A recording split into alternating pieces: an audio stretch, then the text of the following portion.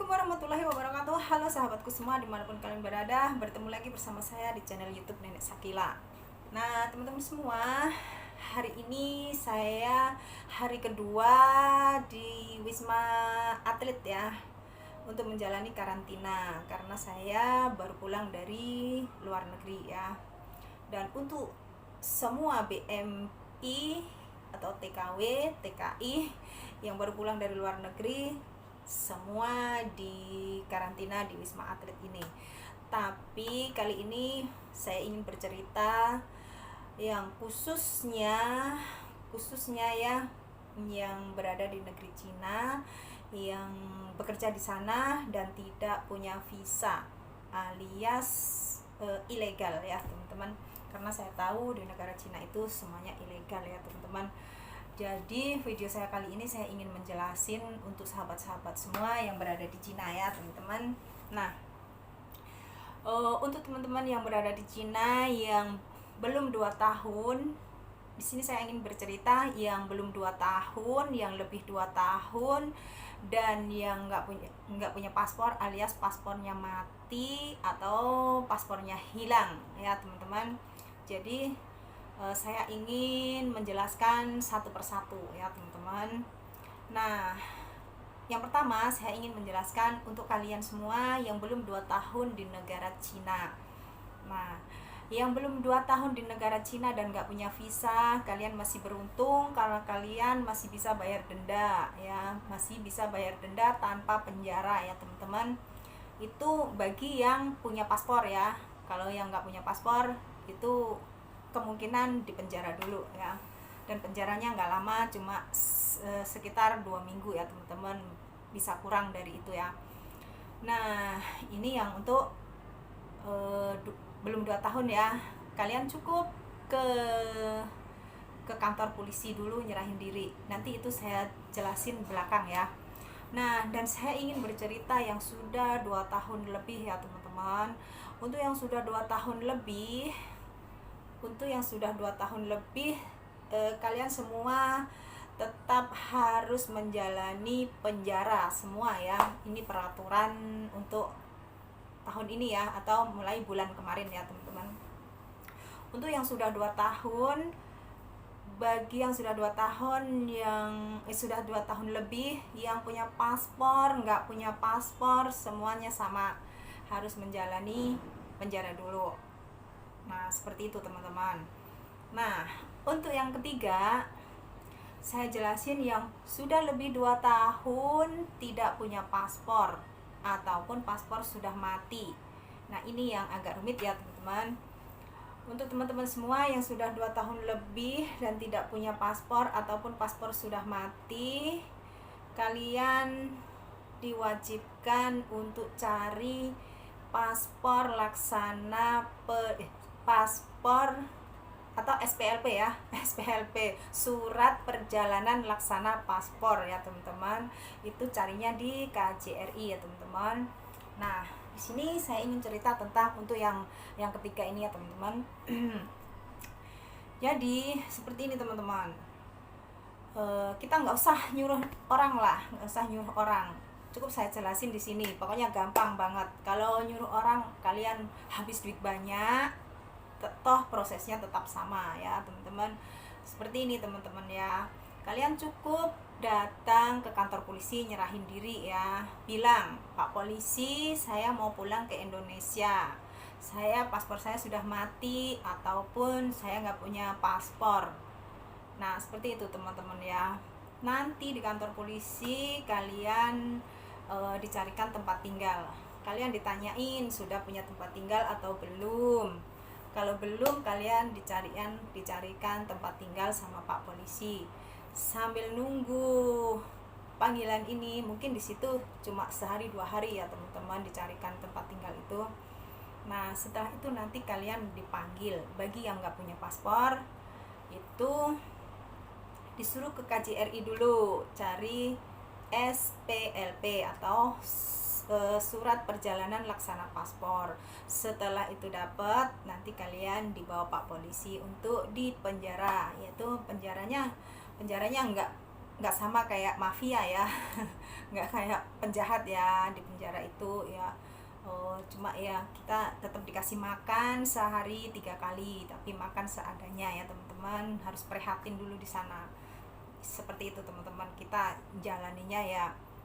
Ya itu kesalahan kita ya, karena kita masuk ke negara orang tanpa visa ya, kerja di negara orang tanpa visa ya, itu sudah resiko kita. Kalau ngomong-ngomong masalah makan di penjara itu ya, pagi manto, siang itu sayur yang kuahnya itu cuma rasa garam, semalam juga sama. Itu sudah resiko kita harus jalani. Dan perlu diingat ya teman-teman, di sana kita tidak bisa mandi. Kayak saya kemarin itu sudah 2 minggu saya nggak mandi ya teman-teman ya, jujur aja, cuma cuci-cuci, lap-lap gitu, ganti celana dalam ya. Kalau baju kita tidak ganti teman-teman, boleh cuci rambut tapi 1 minggu 1 kali. Nah itu ya. Nah kita lanjutkan aja ya teman-teman. Sekarang seperti ini, aku kembali ke yang nomor 1 ya, yang bayar denda. Kalau yang bayar denda itu cukup nunggu di rumah sewa kalian, atau nunggu di mana ya, atau nanti Pak Polisi yang nyarikan tempat tinggal. Setelah ditentukan tanggal penerbangan, kalian akan diterbangkan ke Indonesia.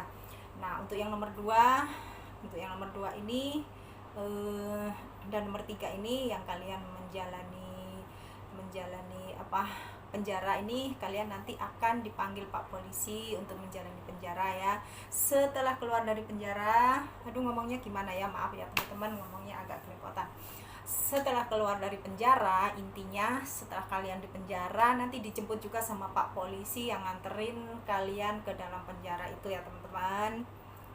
Dijemput, kemudian diantar sampai bandara. Jangan khawatir, Pak Polisi selalu ngawal kalian ya. Diantar sampai ke bandara, sampai pintu masuk, semuanya Pak Polisi yang ngurusin. Jadi kita tinggal ikut Pak Polisi aja. Tenang aja, Pak Polisi di Cina itu semua baik-baik ya, nggak ada yang jahat, nggak ada yang minta duit, nggak ada yang mata duitan ya. Pokoknya mereka itu cuma bener-bener bekerja ya, dia nggak minta duit, nggak minta apa. Seperti itu teman-teman ya. Nah setelah kalian diantar ke bandara, ke pintu masuk, itu kita beda sama yang ketangkap ya teman-teman. Kalau kena tangkap itu sampai pintu pesawat ya teman-teman. Kalau yang nyerahin diri cuma sampai pintu masuk ya. Nah saya nggak cerita tentang yang kena tangkap ya, saya cerita yang nyerahin diri, karena yang kena tangkap itu prosesnya beda lagi ya teman-teman, diantar sampai pintu pesawat. Tapi kalau yang nyerahin diri cuma masuk ke itu bandara itu ya. Nah sekalian diantar sampai sana, dan saya ingin berbagi pengalaman saya setelah masuk check in itu ya. Kalian nanti ditanyain, ini aku mau cerita yang nggak punya paspor ya, yang menggunakan SPLP ya. Itu kalian yang punya paspor, kalian harus bawa yang punya paspor lama yang sudah mati ya, kalian harus bawa. Dan yang paspornya hilang, kalian harus ingat nomornya ataupun punya fotokopinya, karena nanti di sana kalian ditanya-tanya tentang yang aslinya ya teman-teman, paspor asli. Ini khusus yang pakai SPLP ya teman-teman. Nah dan jangan lupa ya teman-teman, ini yang terpenting sekali, kalian harus download dulu ini ya, aplikasi ini yang namanya apa ya ini teman-teman, saya nggak bisa bahasa Inggris tapi tulisannya hack ya, hack. Ini penting banget, sangat-sangat penting ya teman-teman. Aplikasi hack ini sangat penting, tulisannya hack ya, seperti ini ya teman-teman, saya taruh di pojok ini ya, hack. Nah ini sangat penting sekali. Nanti di pesawat kalian bisa isi ya,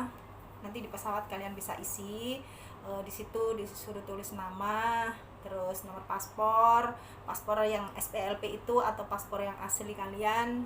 Nah itu wajib ya teman-teman, kalian tanpa itu nggak bisa keluar ya teman-teman, itu wajib banget ya.